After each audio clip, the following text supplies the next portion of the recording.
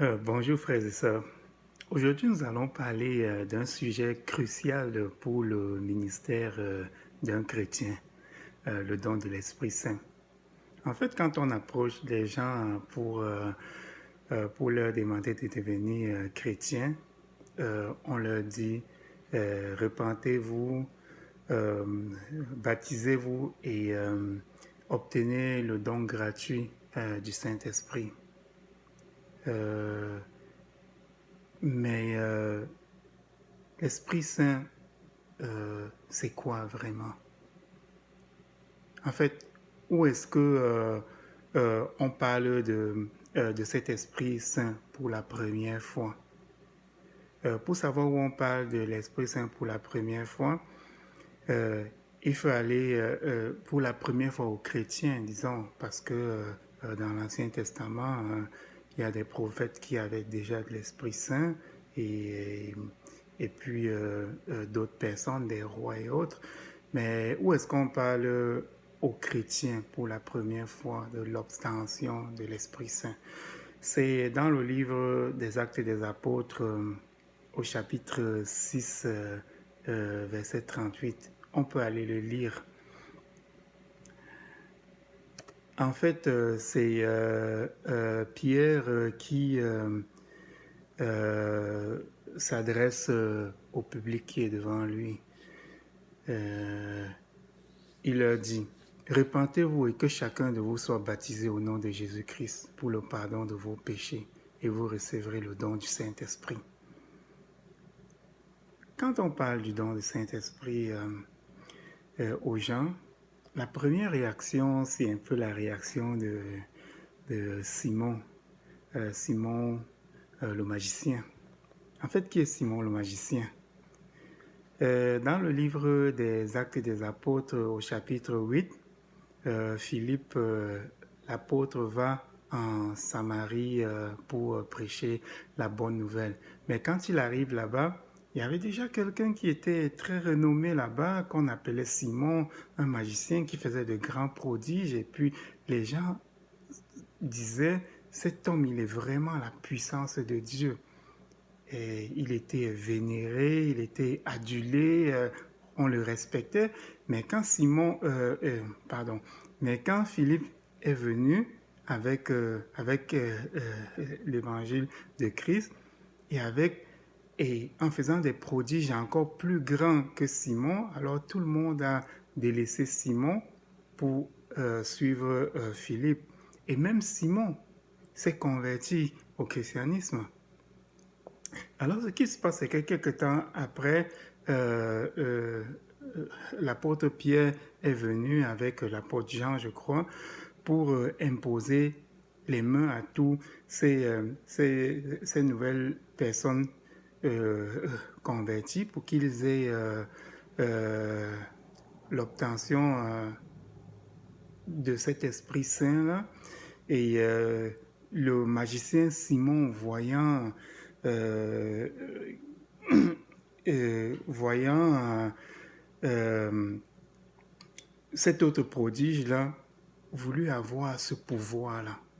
Alors il proposa de l'argent à Pierre et aux apôtres pour avoir ce don prodigieux-là. Euh, donc, c'est un peu ça l'attitude des gens. Quand on leur parle du don de l'esprit, ils voient tout de suite ce qu'ils vont devenir, ce qu'ils peuvent faire avec, ce pouvoir grandiose-là. Mais le don de l'Esprit Saint, pourquoi le don de l'Esprit Saint? Alors pour parler du don de l'Esprit, euh, nous allons nous étaler sur 7 points. Le premier point, ce sera c'est quoi le don de l'Esprit? Le deuxième point, c'est pourquoi le don de l'Esprit? Le troisième point, ce sera est-ce que le don de l'Esprit Saint nous donne-t-il des pouvoirs surnaturels? Le quatrième point va être mais est-ce que quand nous avons l'Esprit Saint, cela nous empêche d'être des humains? Est-ce que nous devenons des superman ou bien des superwoman? Le cinquième point, ça va être le don de l'esprit, est-ce que l'esprit, quand on a le don de l'esprit, est-ce que l'esprit habite en nous continuellement, tout le temps? Il va y avoir un sixième point qui est une opinion personnelle. Moi, comment est-ce que je comprends les versets de Pierre, dans le verset, comment moi je comprends Acte chapitre 6, verset 38. Et puis le septième point va être qu'est-ce qu'on peut faire pour que l'Esprit de Dieu nous visite constamment et pour que même sans habiter en nous, il nous visite constamment. Bon, déjà on va commencer par le premier point. C'est quoi le don de l'Esprit? Pour moi, le don de l'Esprit, c'est une puissance que Dieu donne aux chrétiens pour lui permettre de soutenir son ministère. C'est tout simplement ça. Et puis, pourquoi le don de l'Esprit? Pour savoir pourquoi le don de l'Esprit, nous irons lire la Bible en Jean, au chapitre 16. Nous allons lire les versets 12 à 14. En fait, pour la petite histoire, c'est que Jésus, après son ministère, Jésus est presque à la fin de son ministère et il va partir. Les apôtres sont tristes, alors il leur promet de leur envoyer un consolateur. En fait, l'Esprit Saint qu'il promet, c'est ça le consolateur. Donc, qu'est-ce qui est dit? C'est Jésus qui parle, il dit: j'ai encore beaucoup de choses à vous dire, mais vous ne pouvez pas les porter maintenant. Quand le consolateur sera venu, l'Esprit de vérité, il vous conduira dans toute la vérité, car il ne parlera pas de lui-même, mais il dira tout ce qu'il a entendu, et il vous annoncera les choses à venir. Il me glorifiera parce qu'il prendra de ce qui est en moi et vous l'annoncera. Donc voilà le pourquoi, le don de l'esprit. Voilà pourquoi on a l'esprit. Maintenant, est-ce que l'esprit donne des pouvoirs surnaturels? Je dirais oui.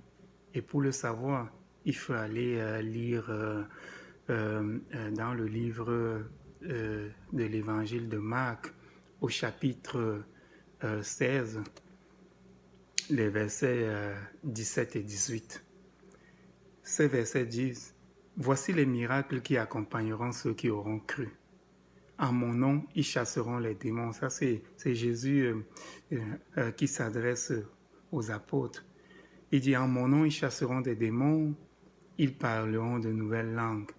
Ils saisiront des serpents et les serpents ne leur mordront pas. Et s'ils boivent quelques breuvages mortels, ils ne leur feront point de mal.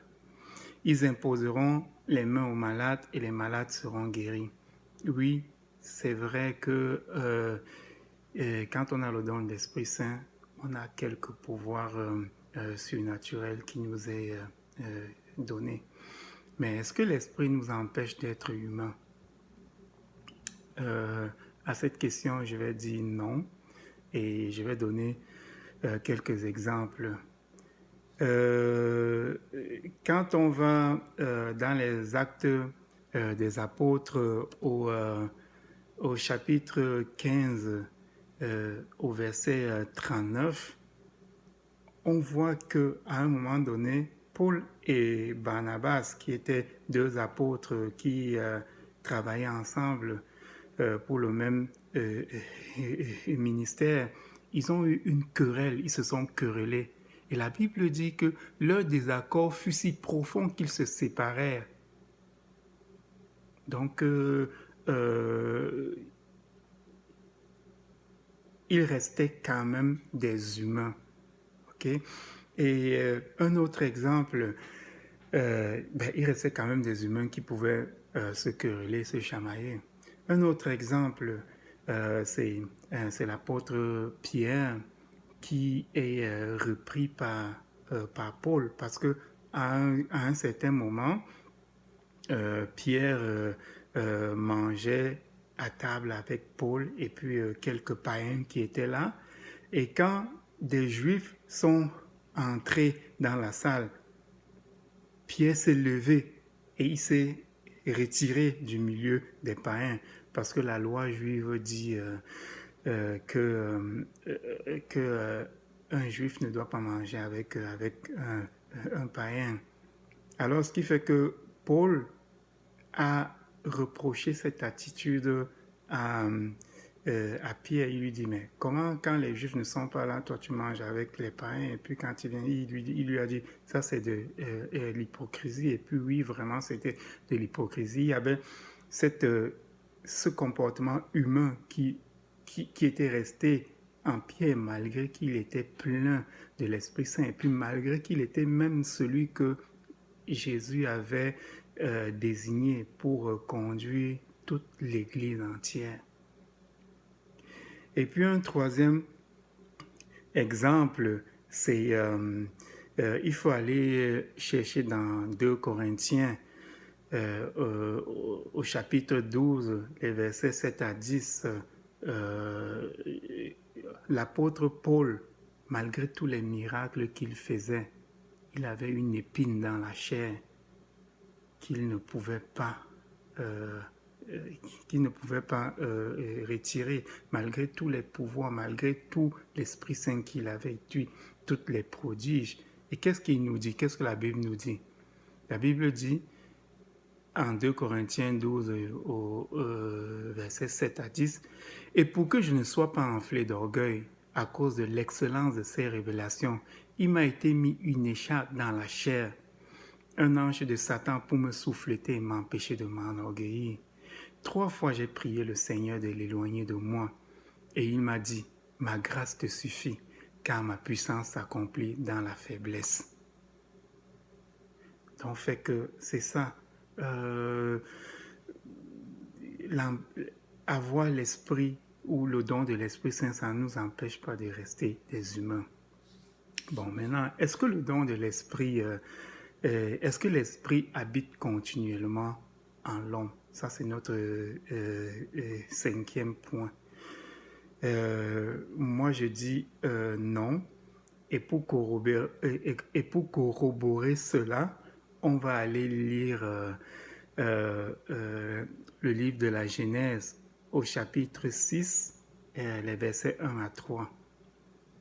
Et ça dit ceci. Lorsque les hommes eurent commencé à se multiplier sur la face de la terre et que les filles leur furent nées, les fils de Dieu virent que les filles des hommes étaient belles et ils en prirent pour femmes parmi toutes celles qu'ils choisirent. Alors, Dieu n'était pas content de ça. Hein? Alors l'Éternel dit, « Mon esprit ne restera pas toujours dans l'homme, car l'homme n'est que chair, et ses jours seront de 120 ans. Mon esprit ne restera pas toujours dans l'homme, car l'homme n'est que chair. » C'est Dieu qui le dit, son esprit ne reste pas toujours dans l'homme, car l'homme n'est que chair. Bon, comment est-ce que moi je comprends Acte 6, verset 38? En fait, ce que Pierre dit, quand il dit « Repentez-vous et puis baptisez-vous et vous obtiendrez le don de l'Esprit Saint », moi je comprends que l'Esprit Saint va être mis à la disposition des chrétiens pour qu'ils puissent l'utiliser au moment où le besoin se fait actuellement. Donc, fait que quand dans une prédication, quand dans une évangélisation, il y a le besoin de prouver la puissance de Dieu, à ce moment, l'Esprit Saint est à la disposition de l'homme. C'est ça, obtenir le don gratuit de l'Esprit Saint. C'est pas que l'Esprit Saint vient en nous pour faire de nous des superwomen ou bien des super hommes, des supermen et puis tout.